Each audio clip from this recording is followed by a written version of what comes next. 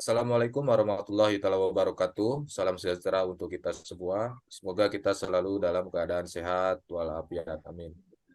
Yang terhormat Bapak Didin Solahuddin, SEMM, selaku dosen mata kuliah Manajemen UMKM dan Koperasi, dan rekan-rekan semua yang kami banggakan. Perkenalkan, kami dari kelompok 7 yang terdiri dari saya sendiri, Atang Sukmawan, dan yang kedua ada Eka Bahtiar, yang ketiga Riliana Putri, yang keempat Indri Restu Adelia, yang kelima Yudo Atmojo, dan yang keenam Said Sapi. Pada kesempatan kali ini kami akan mempresentasikan hasil riset UMKM kami, yaitu Kedai Seblak Update. Baik, untuk mempersingkat waktu, kita mulai saja presentasinya. Yang pertama akan dibawakan oleh saya sendiri.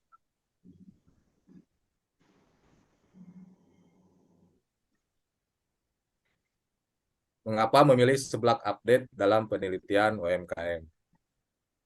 Memilih UMKM seblak update karena pada saat ini banyak sekali peminat makanan ini, terutama penikmat makanan pedas dan gurih. Selain itu, seblak yang dijual tidak hanya kerupuk dan ceker ayam saja, namun sudah berbagai topping, bahkan hingga makanan Korea pun dijadikan seblak seperti tteokbokki. Dan juga karena seblak update ini eh, tepatnya tidak jauh dari tempat kami tinggal ya. Dan kemudian pemilik dari seblak update ini kebetulan teman kami, jadi kami memudahkan untuk mendapatkan informasi dari seblak update ini. Karena itulah kami memilih seblak update untuk mengetahui informasi lebih lanjut seperti termasuk golongan manakah seblak update ini, mikro, kecil, atau menengah, tantangan yang dihadapi, dan informasi lainnya yang akan kami presentasikan sebagai berikut. Definisi singkat UMKM. UMKM adalah unit usaha produktif yang berdiri sendiri yang dilakukan oleh orang perorangan atau badan usaha di semua sektor ekonomi. Definisi UMKM menurut Undang-Undang Republik Indonesia Nomor 20 Tahun 2008 tentang UMKM, Pak. Pasal 1 dari Undang-Undang dinyatakan bahwa usaha mikro adalah usaha produktif milik orang perorangan dan atau badan usaha perorangan yang memiliki kriteria usaha mikro sebagaimana diatur dalam undang-undang tersebut. Untuk selanjutnya akan dijelaskan oleh Eka Bahtiar.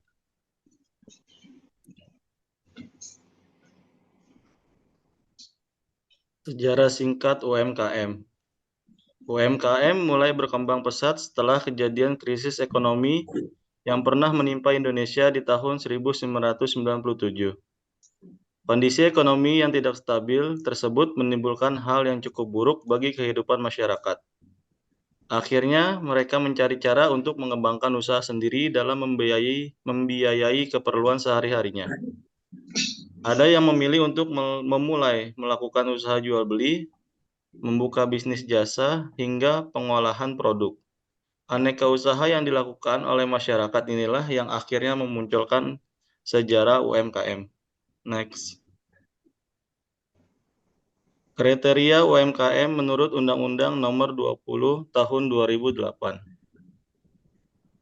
Usaha mikro, yaitu usaha produktif milik orang perorangan atau badan usaha milik perorangan yang memenuhi kriteria, yakni memiliki kekayaan bersih paling banyak 50 juta, tidak termasuk tanah dan bangunan, tempat usaha, dan memiliki hasil penjualan tahunan paling banyak 300 juta per tahun.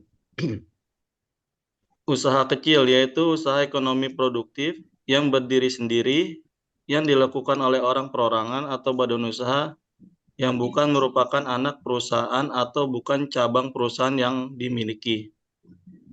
Dikuasai untuk menjadi bagian baik langsung maupun tidak langsung dari usaha menengah atau usaha besar yang memiliki kriteria, yakni memiliki kekayaan bersih 50 juta sampai dengan paling banyak 500 juta. tidak termasuk tanah dan bangunan tempat usaha. Memiliki hasil penjualan tahunan di atas 300 juta sampai dengan paling banyak 2,5 miliar. Usaha menengah. Usaha menengah yaitu usaha ekonomi produktif yang berdiri sendiri yang dilakukan oleh orang perorangan atau badan usaha yang bukan merupakan anak perusahaan atau cabang perusahaan yang dimiliki, dikuasai atau menjadi bagian baik langsung maupun tidak langsung dengan usaha kecil atau usaha besar yang memiliki kriteria ialah memiliki kekayaan bersih lebih dari 500 juta sampai paling banyak 10 miliar, tidak termasuk tanah dan bangunan tempat usaha. Memiliki hasil penjualan tahunan lebih dari 2,5 miliar sampai dengan paling banyak 50 miliar. Selanjutnya, jenis-jenis UMKM. Jenis-jenis terdapat berbagai macam jenis UMKM di Indonesia, yang secara garis besar dapat dikelompokkan dalam 4 kelompok sebagai berikut. Pertama, usaha perdagangan. Ialah keagenan, antara lain agen koran atau majalah, sepatu, pakaian, dan lain-lain. Pengecer minyak, kebutuhan pokok, buah-buahan, dan lain-lain. Ekspor-impor, produk lokal dan internasional. Sektor informal, pengumpul barang bekas, pedagang kaki lima, dan lain-lain. Usaha pertanian, ialah perkebunan, pembibitan, dan kebun buah-buahan, sayur-sayuran. Peternakan, ternak ayam petelur, susu sapi. Perikanan, darat atau laut, seperti tambak udang, kolam ikan, dan lain-lain. Selanjutnya dibacakan oleh Riliana Putri. Jenis-jenis UMKM yang selanjutnya ada usaha industri. Contohnya industri makanan, minuman, pertambangan, pengrajin, konveksi, dan lain-lain. Terus ada usaha jasa. Jasa konsultan, perbengkelan, restoran, jasa konstruksi, jasa transportasi, jasa telekomunikasi, jasa pendidikan, dan lain-lain. Selanjutnya ada peran UMKM. UMKM memiliki peran yang sangat penting dalam perekonomian Indonesia. Berdasarkan data Kementerian Koperasi dan UKM tahun 2021, jumlah UMKM mencapai 64,19 juta unit dengan kontribusi terhadap produk domestik bruto atau PDB sebesar 61,07% atau senilai 8.573,89 triliun. Peran UMKM dalam perekonomian Indonesia meliputi perluasan kesempatan kerja dan penyerapan tenaga kerja. 2. Pembentukan produk domestik bruto atau PDB.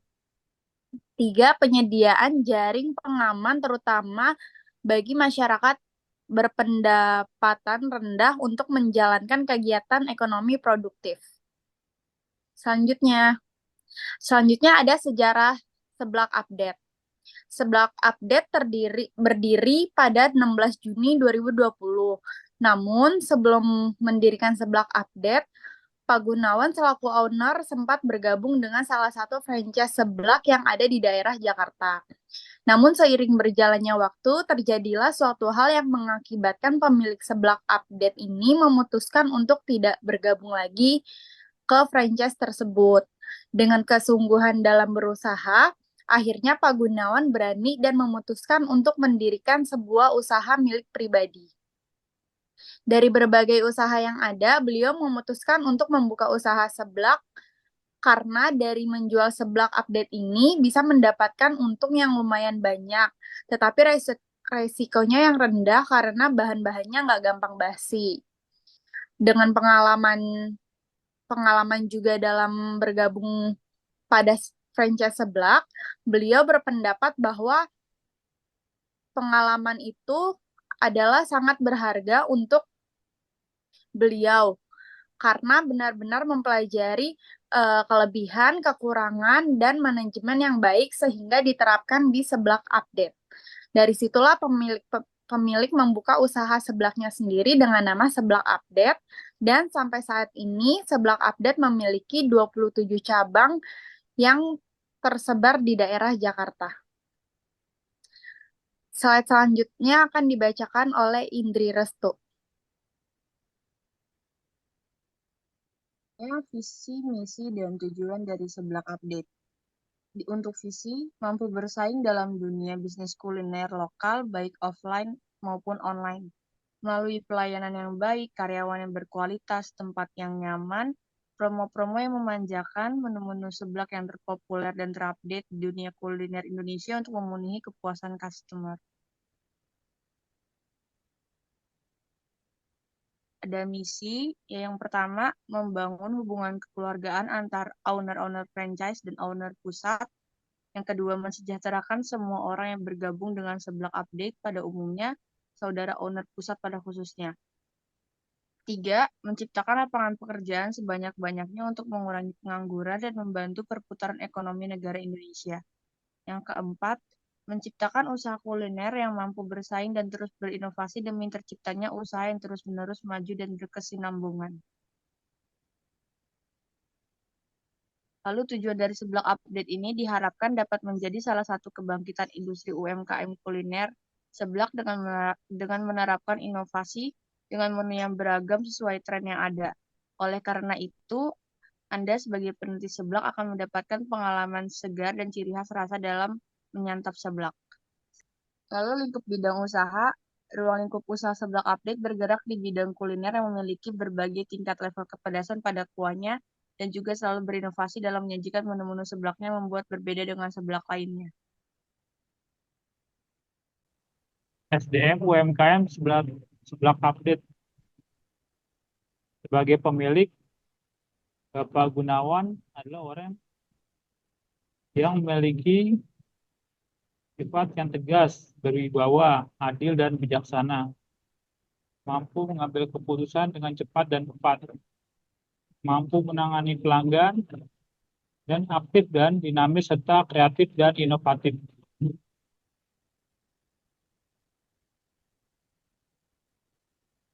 Bagi bagian produksi, 1, memiliki keterampilan memasak dan produksi makanan. 2, cekatan, bulat, dan teliti. 3, mampu bekerja di bawah tekanan pelanggan. 4, menjaga kualitas dan kebersihan hasil produksi. Dan terakhir, memiliki kemampuan komunikasi yang baik.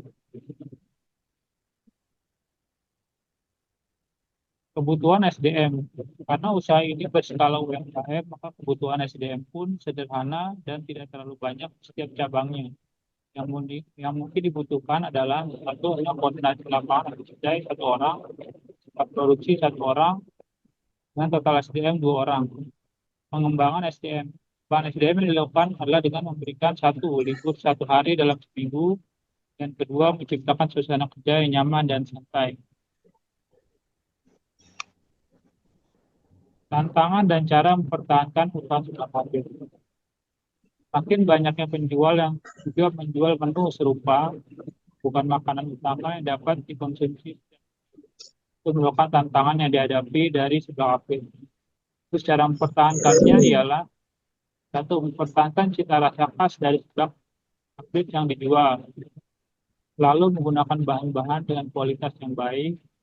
3, sesuai dengan nama usahanya yaitu Seblak Update, lalu memperbarui menu sesuai dengan tren yang ada untuk menarik para pembeli. Lalu memberikan pelayanan yang memuaskan kepada pelanggan. Dan terakhir, tidak hanya menjual seblak, tetapi juga menjual berbagai cemilan lainnya dan seblak instan yang dijual keliling oleh sales dengan sifat penjualan konsinyasi. Selanjutnya akan dibacakan Bapak Said. Oke, baik. Terima kasih Pak Yudo. Untuk kesimpulannya adalah dapat disimpulkan bahwa usaha Seblak Update merupakan usaha kecil yang bergerak di bidang kuliner, berawal dari bergabung dengan Princess Seblak, namun memutuskan untuk membuat dan membuka usaha seblak yang baru dengan menggunakan nama berbeda, yang dibuat oleh Pak Gunawan dan istri selaku pemilik usaha, sehingga memiliki nama yaitu Seblak Update. Sampai saat ini sudah memiliki 27 cabang yang tersebar di daerah Jakarta dan dapat menjual seblak dengan berbagai varian topping hingga lebih dari 30 topping. Next. Ya, di sini saya lampirkan foto-foto di mana kita kelompok 7 sedang diskusi dengan pemilik Seblak Update, Bapak Gunawan, untuk menggali informasi seperti apa UMKM yang beliau jalankan, dimulai dari beliau Prinsize sampai akhirnya bisa berdiri sendiri. Next. Ini foto kita di depan salah satu cabang tempat pusat malah ya, pusatnya Seblak Update kita di Ciracas bersama Pak Gunawan dan juga teman-teman. Sekiranya itu saja presentasi dari kelompok kami tentang Seblak Update. Semoga apa yang kami sampaikan dari sejarahnya UMKM sampai kita pilih Seblak Update bisa menginspirasi teman-teman semuanya, dan semoga apa yang kita sampaikan di sini bisa bermanfaat dan bisa dimengerti. Kami dari kelompok 7 mohon undur diri. Saya tutup. Assalamualaikum warahmatullahi wabarakatuh. Salam sejahtera buat kita semua.